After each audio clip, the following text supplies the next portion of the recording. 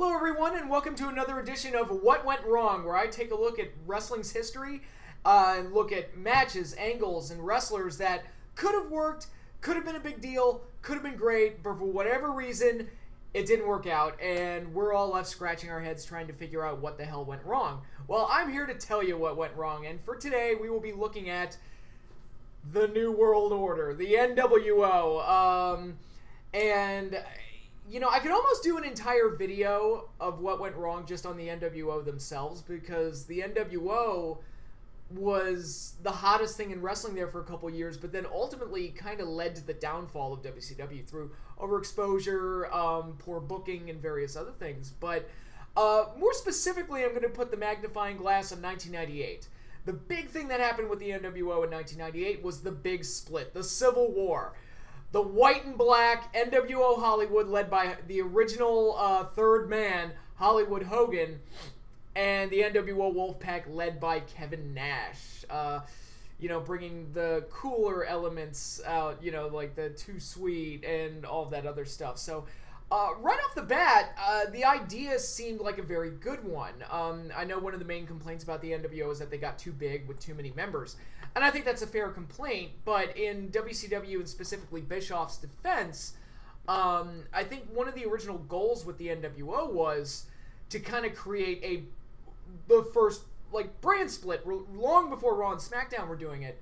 nWo and WCW felt like separate brands, and I think the ultimate goal was to kind of give the nWo their own show at some point. So eventually, if you're going to do that, there's got to be a lot of nWo guys, and you eventually have to split them up and do some kind of a conflict that would kind of be the central focal point of an nWo show, if it ever got to the point. Actually, now that I'm thinking about it, Thunder, a way that they could have gotten Thunder to work is if they made that like the nWo show. And like Saturday night was the WCW show, and Worldwide was still a WCW show. I think were they still doing Worldwide in '98? I don't remember. And then you get to Monday Nitro, which kind of combines all three. But anyway, in 1998, they ultimately decided to split up the nWo. After they'd gotten so big, they eventually drove a wedge between the key founding members, which led to a giant split. Now, this is a very exciting idea for an angle, and one with huge potential. Look at what Marvel did with Civil War, the movie. You know, you got Team Cap, Team Iron Man, put them together, and people just lined up to watch that shit because it was like, oh my god, well, who are the better members of the Avengers? Like, who's better, Cap or Iron Man? Or, you know, and the various other feuds and pairings that happened during that big fight scene at the airport. So there's huge potential here to do something big, and for a hot angle to kind of carry them through 1998. A lot of potential here. Now the big question is, why didn't it really work? Because the you know, nWo was already red hot. nWo was a huge brand that put WCW on top over WWF during the early days of the Monday Night Wars. And actually 1998 was actually the key year where WWF would fight back with the Austin McMahon angle, but that's a discussion for another time. So nWo was already a proven commodity and was a huge draw, if you will. And splitting them up seemed like a great idea. The Wolfpac, I'll say this, the nWo Wolfpac merchandise was awesome with the big wolf shirt and the red and the black. Great color scheme. It looked nWo-ish, but had its own identity. And like I said, the merch was cool. The theme song was awesome. Again, much like the original nWo, but different. It has an awesome theme song, has awesome merch, but it looks different. So it has its own identity. And this seems like a really great idea.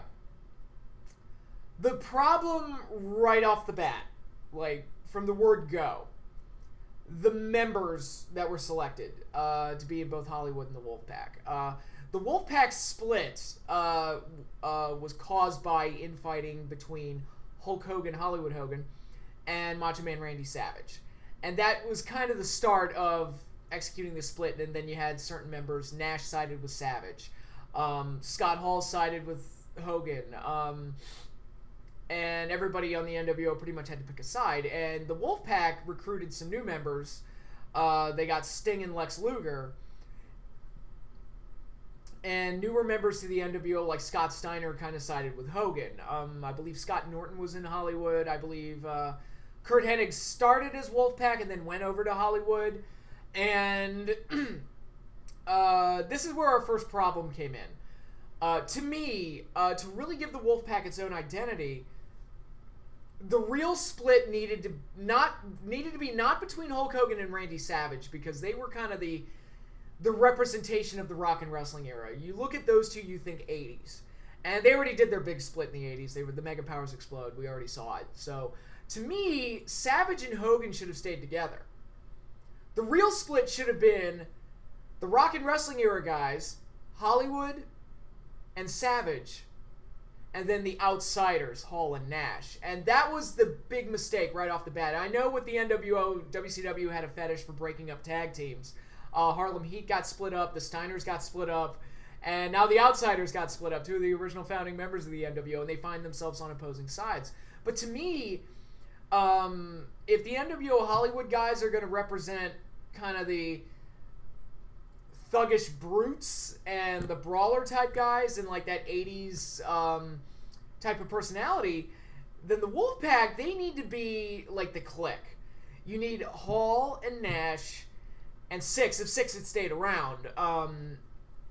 He ultimately went back up to WWF and joined DX, but to me, the Wolfpac needed to be the cool guys, and putting Sting and Luger in that group, again, even though Sting in the red face paint looked awesome, was a huge mistake, because to me, those guys were strictly WCW guys. They were the ones that helped lead the charge for WCW and were part of WCW's identity. It didn't really fit within the Wolfpac. Who would you put in there instead? How about Harlem Heat? Why not? I mean, I know they broke them up and put Stevie in with Hollywood and everything, but it's like, why not just have both members of Harlem Heat in the Wolfpac? They're young, cool, exciting guys. They're great as a team. Why not? And they give the Wolfpac something a little bit different to help them stand out more. Conan was kind of a good fit, I thought, for the Wolfpac. Just give them kind of that edgy coolness factor to them, and they should be, Wolfpac should be the ones with all the catchphrases, and they should be the ones that kind of appeal to the audience, and seem like the baby faces in a power struggle amongst the NWO. And the Hollywood side should have been Hogan and all his cronies. Savage obviously fits in there. Not necessarily as one of Hogan's cronies, but as somebody who's kind of cut from the same cloth as a Hulk Hogan. Scott Steiner, who would have been groomed to be like one of the top tier members of the NWO, Big Papa Pump, he belongs in Hollywood.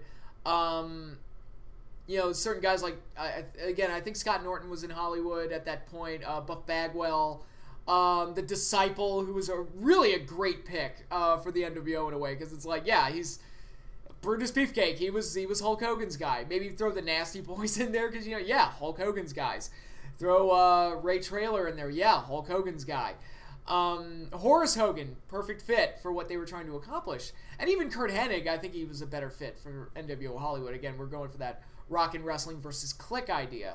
And just giving both factions their own unique identities. And I think the first major mistake right off the bat was putting Hogan and Savage on opposing sides and putting Hall and Nash on opposing sides, when I felt like it needed to be, Hall and Savage should have been flipped.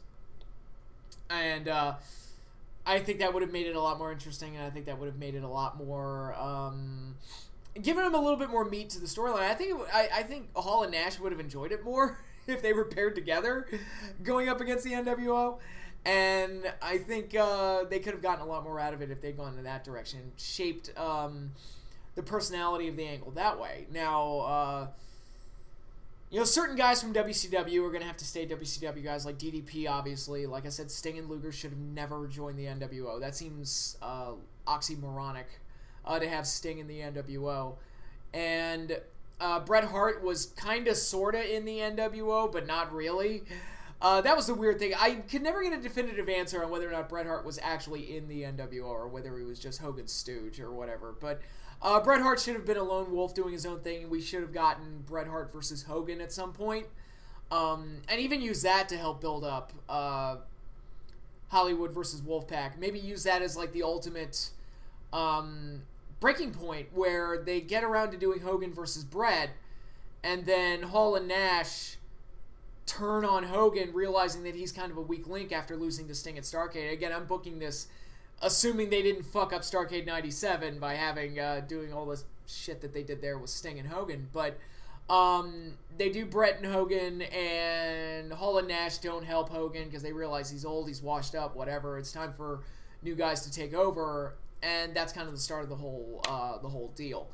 And everybody picks a side, and you've got your two distinct nWo factions with two distinct personalities.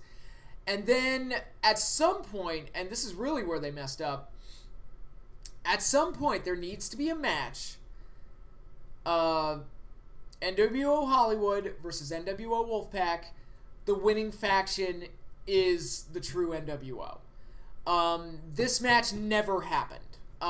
We did have that one War Games match where it was Hollywood versus Wolfpac versus WCW, and that's considered by many to be the worst War Games match of all time, and they are correct. It was kind of a train wreck. But, to me, like, the War Games match should have been just straight up Hollywood versus Wolfpac, and let it be this wild, brutal, violent match where the winning faction becomes the true nWo. There needs to be a beginning, a middle, and an end, and so often in wrestling you see they'll start off hot, then they'll fuck it up in the middle, and then by the time you get to the ending, you don't really care. Well, in this case, there was no ending. There was no, like, definitive ending in the conflict between nWo Hollywood and nWo Wolfpac. And actually, what they did was another disastrous moment for WCW, where we got the infamous finger poke of doom. Nash lays down for Hogan. Hogan wins the title. Everybody's all peachy keen, and the nWo's all back together. And you got the nWo Elite and the nWo B team, and it was that was not good. That was not good, and Goldberg got hurt along the way, which was even worse. One of their star attractions, and he kind of got flushed down the drain. But again, it's just indicative of some of the self-inflicted wounds that WCW put upon itself. Because really, yes, '98 was a hot year for the WWF, and yes, Austin McMahon was a really hot angle. But if they hadn't fucked up Starrcade '97, and they'd had this nWo Wolfpac thing mapped out, and they'd done Hogan and Brett, and they'd done, pushed a few guys like Jericho and Benoit and various other guys to kind of be the new face of WCW, they probably would have been okay. In the end, things just didn't work out, and it all went down with the finger poke.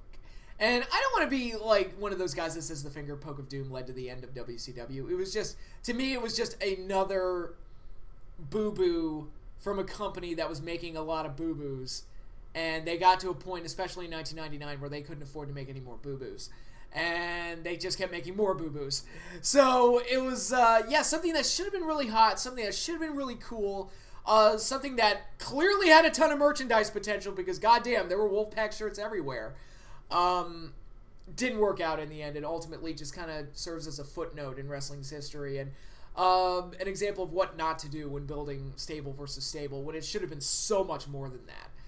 And even like when they broke off and did the Latino World Order, when Eddie Guerrero did his own version of the nWo, they could have done something with that, where maybe the Luchadors are sick of the nWo's crap and they form their own nWo, or maybe the nWo, or maybe Eddie joins the nWo and the LWO are